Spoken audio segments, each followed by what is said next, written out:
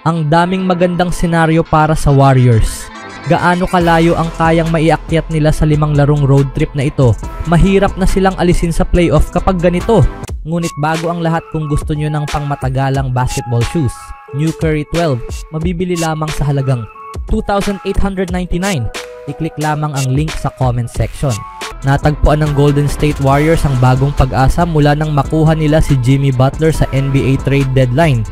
Matapos ang ilang buwang paglubog sa pagiging mediocre, ipinakita ng Dubs ang kanilang muling pagbabalik sa forma sa pamamagitan ng 5 sa isang simula sa panunungkulan ni Butler. Ngayon ay may 31-27 record this season at nasa gitna ng matinding laban para sa mga pwesto sa Western Conference postseason. Ngayon na mukhang masigla na muli ang Golden State, bumalik din ang mataas na inaasahan para sa kanila. Papasok ang Warriors sa isang 5 larong road trip na dadalhin sila sa East Coast, ngunit isa lamang sa kanilang makakalaban ang may winning record. Kung magpapatuloy ang kanilang magandang takbo, ano ang dapat asahan ng Dub Nation mula sa kanila? Unang laro ay laban sa Orlando Magic. Ang Magic ang pangalawang pinakamalakas na kalaban ng Warriors sa road trip na ito, na nagpapakita ng kahinaan ng kanilang schedule.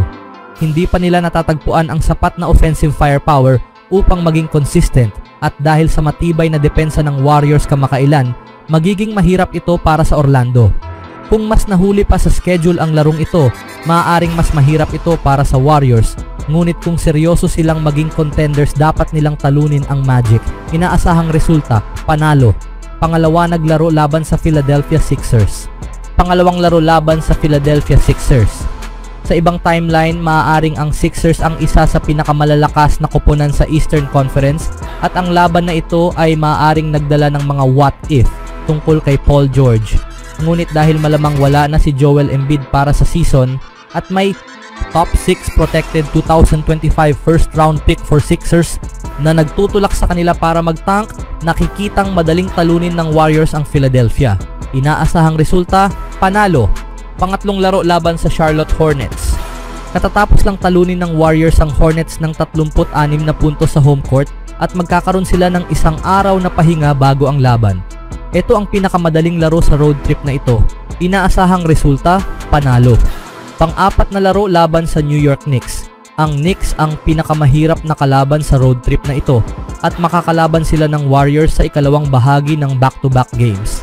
Maaaring magpahinga ang ilang veterano dito, o maaaring magpahinga na lang sila laban sa Hornets upang lumaban ng buo sa Madison Square Garden.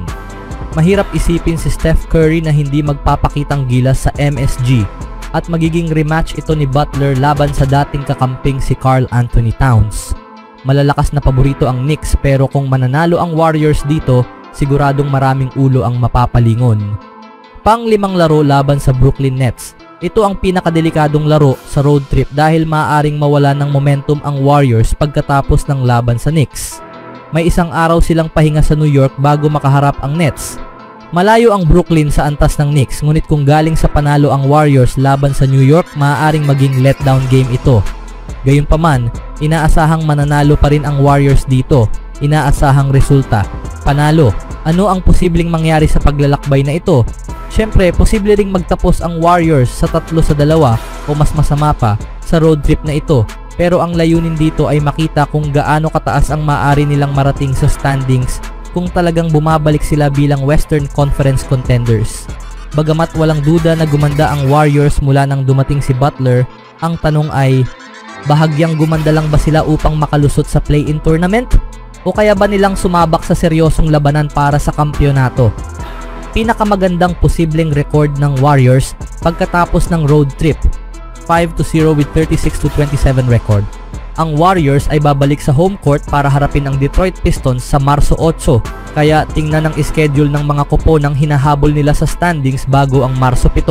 Mga koponang nangunguna sa kanila ay ang Los Angeles Lakers. Ang susunod na 5 laro ng LA Lakers at inaasahang resulta, laban sa Timberwolves panalo, laban sa Clippers pagkatalo, laban sa Clippers pagkatalo, laban sa Pelicans panalo, laban sa Knicks panalo.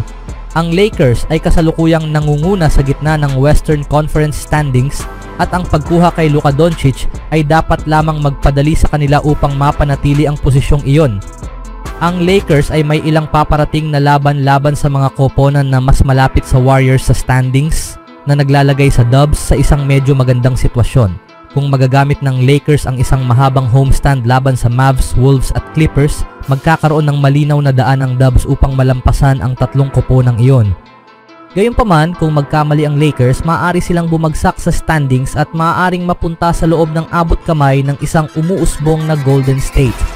Ang sumunod ay ang Houston Rockets.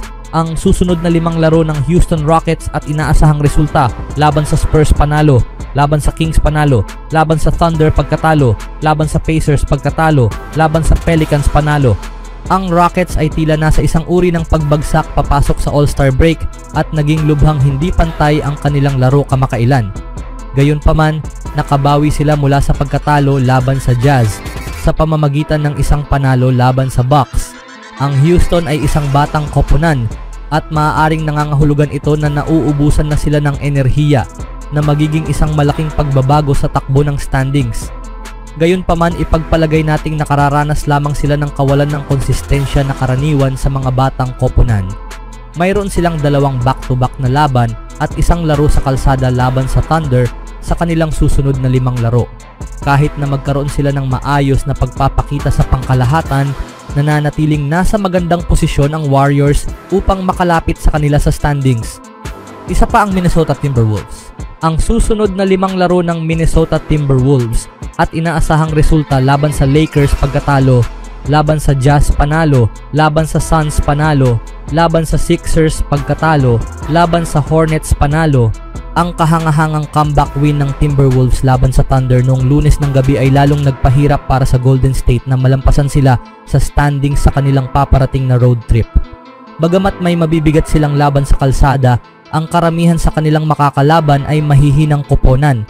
Mahalagang tandaan na may 2 silang back-to-back na laban bago harapin ang ilang napakahinang kalaban na maaaring mauwi sa tinatawag na trap games.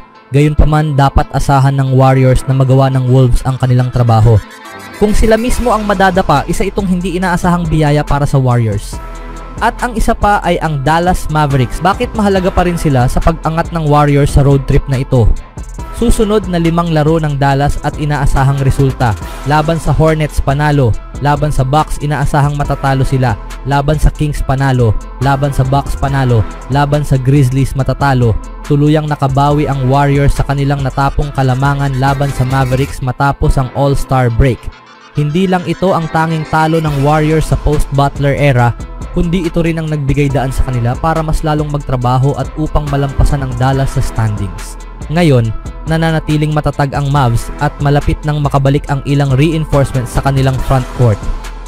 Gayunpaman, mabigat ang laban para sa Dallas, hindi lang sa aspeto ng talento kundi pati na rin sa schedule. Kailangan nilang manalo sa ilang upset sa darating na linggo o umasa na magkamali ng malaki ang Warriors upang maiwasang mahulog sa likod ng Dubs. Pinakamagandang posibleng Western Conference standings para sa Warriors pagkatapos ng 5 laro na ito: 4th seed for Lakers with 39-22 record, 5th seed for Rockets 39-24 record, 6th seed for Warriors with 36-27 record, 7th seed for Timberwolves with 37-28 record, 8th seed for Clippers with 33-30 record, 9th seed for Mavericks with 33-31 record. Mahalagang tandaan na ito ay isang within reason best case scenario. Tulad ng nabanggit, parehong may mahihinang kalaban ang Rockets at Wolves na maaaring samantalahin kahit na may maikling pahinga. May posibilidad din na maaagaw ng Warriors ang pang-4 na pwesto kung sakaling papabor sa kanila ang mga resulta.